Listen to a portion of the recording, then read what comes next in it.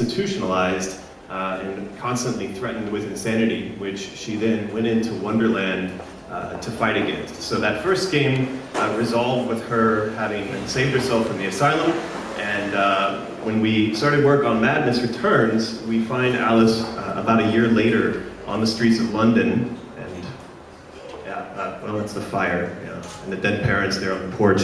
Alice, save us!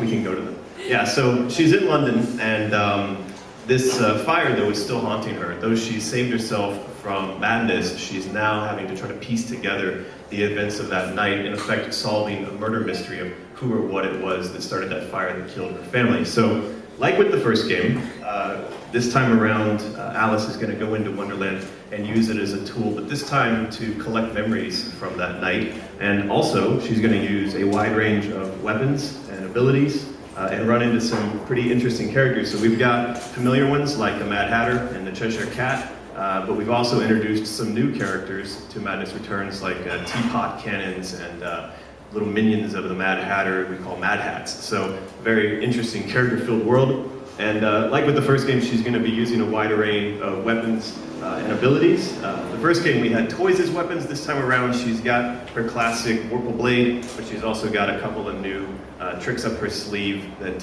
you guys will be able to check out in the demo over here. What's the next slide? Yeah, that guy's pretty cool. What's the next one? Yeah, so, 10 years in the making. We're very proud to present the game to you guys today. We did announce that the game is going to be coming out on 360, PS3, PC, and it's going to be June 17th here in Australia and the 18th in New Zealand. Oh, the 16th and 17th. Oh, 16th and 17th in New Zealand, in Australia and New Zealand. We also just recently announced that when you purchase Madness Returns, you're going to get a free download code, which will enable you to play the first Alice on console and PC. So for those of you who never had a chance to play the first one, you're now going to get to see it in all its high-def glory on consoles. I'm going to turn the microphone over to Ken Wong, who is the art director at Spicy and was the art director on Madness Returns, and he's going to tell you a little bit about the magic that went into bringing visuals in the game to life.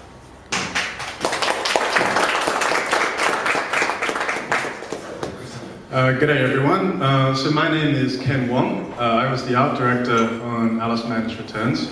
I'm actually from Adelaide, so I'm really happy to be back in my home country to tell you about all the hard work that our art team's been working on for the past few years. So the original American McGee's Alice was known for its really amazing visual design. Everything from these twisted takes on these well-known characters to these reality-bending environments, and this overall drug-induced aesthetic made it a really compelling experience from beginning to end. So we knew going into the sequel that we had to live up to these expectations and really knock the ball out of the park. So the first thing we thought about is we wanted to go back to some locations in Wonderland and see what had become of them in the years since we last visited them. So, for example, this is the domain of the Mad Hatter, and it's kind of fallen into ruin, and things have changed since Alice has last been here. We also wanted to explore some new areas of Alice's psychic landscape, stuff that we'd never seen in Wonderland before. And so we're really excited to present some new areas in Wonderland. Throughout the design process, we had this general rule that as we designed Wonderland, everything that we saw had to come from Alice's own experiences in the real world. So, whether it's objects or places, she would have nightmares about these things, and that's what has produced Wonderland.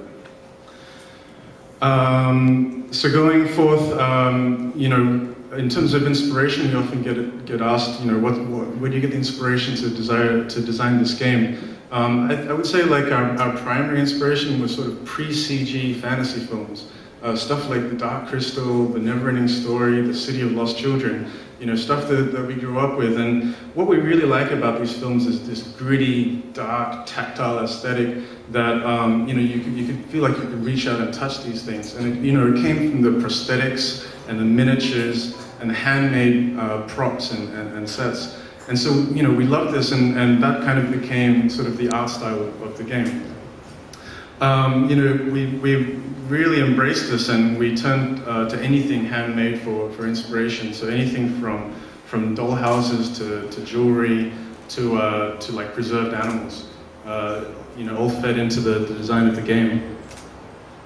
When it came to the design of Alice herself, that was a long, arduous journey, and because in the first game it was quite low res, and she looked different from the box cover to the in-game model. So we went through dozens of sketches and several 3D models and many meetings and a lot of arguments, trying to figure out what Alice on the modern graphics chips could look like. And this is the final result, and we're pretty happy with it. Happy to have her like this in the game now. Once the original Alice dress, as we called it, came into place, we went through similar journeys, designing her alternate dresses and the weapons and props she uses. So that's all the time that I have today to share with you the art behind Alice Madness Returns. But I hope you guys all check out the game in motion.